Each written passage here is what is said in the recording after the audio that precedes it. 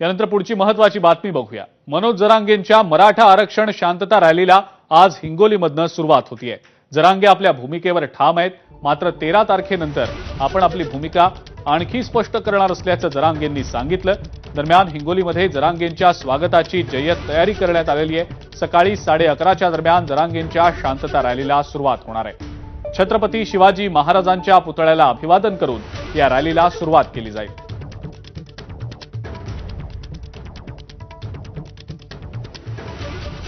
दरम्यान ज्या ठिकाणाहून रॅलीला सुरुवात होणार आहे त्या ठिकाणाहून अधिक माहिती देत आहेत आमचे प्रतिनिधी माधव दिपके।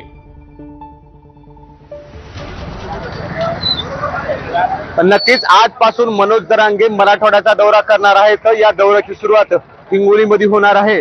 शांतता जनजागृती रॅली जे ते हिंगोलीमध्ये काढली जाणार आहे। या रॅलीच्या पार्श्वभूमीवर मागील 15 दिवसापासून जिल्ह्यातील मराठा समाजातील नेते पुढारी जे ते सर्व तयारी करत होते आणि या तयारीला आता अंतिम रूप आल्याचं पाहायला मिळते। साधारणतः दुपारी 12 वाजता मनोज जरांगे यांची ही रॅली निघणार आहे। जरांगे यांचं स्वागत बळसोड या ठिकाणी जे ते भव्य स्वागत केलं जाणार आहे आणि त्यानंतर मनोज जरांगे या हिंगोली शहरातील शिवाजी महाराजांच्या पुतळ्याला अभिवादन करून रॅलीला सुरुवात होणार आहे।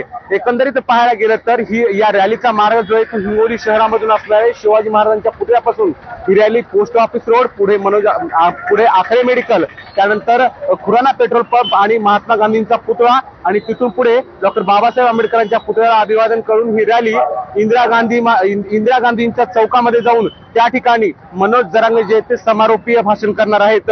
एकंदरीत पाहायला गेलं तर या रॅलीच्या पार्श्वभूमीवर 1200 स्वयंसेवक जे ते सेवा देणार आहेत, तर त्यामध्ये 200 महिलांचा सहभाग आहे। या रॅलीमध्ये होणारी गर्दी लक्षात घेता मोठ्या प्रमाणामध्ये पोलिसांचा सुद्धा बंदोबस्त ठेवण्यात आलेला आहे। तर 16 आरोग्य पथकांची नियुक्ती या रॅलीच्या पार्श्वभूमीवर करण्यात आलेली आहे। अगदी थोड्या वेळानंतर मनोज जरांगे या ठिकाणी दाखल होणार आहेत आणि आता शिवाजी महाराजांच्या पुतळा परिसरात हळूहळू गर्दी व्हायला सुद्धा सुरुवात झाली आहे। साधारणतः दुपारी ही रॅली या ठिकाणहून निघणार आहे।